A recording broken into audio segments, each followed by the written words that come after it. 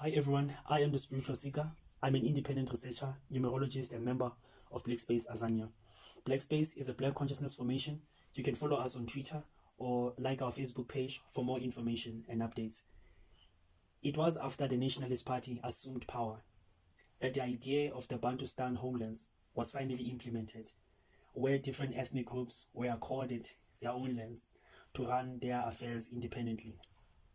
As discussed in the previous episodes, the Black Consciousness Movement and the PAC were opposed to the idea and the existence of the Bantustan homelands.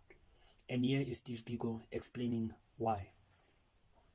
In a land rightfully ours, we find settlers coming to tell us where to stay and what powers we shall have, even without consulting us. The whole idea is made to appear as if for us, while working against our very existence. Biko makes us realize that this is not merely about the principle of divide and conquer, but about the power to assume such a role in the first place. In episode 11, we went through Biko's expansion of SASO's definition of Black.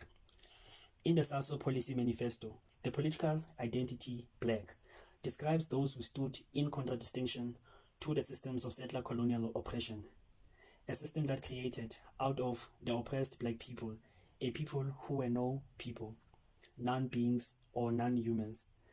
So anyone who was working within that system or seen to be working within the system was not regarded Black, but more of an instrument of the system, an extension of whiteness or European culture and domination. It is therefore for this reason that the leaders of the Bantustan homelands were not trusted but seen as sellouts. So let me conclude this episode with another quote from Steve Biko. Black people must learn to refuse to be pawns in the white man's game.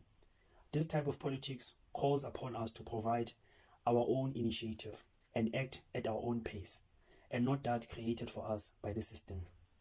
No Bantustan leader can tell us that he is acting at his own initiative when he enters the realms of Bantustan politics.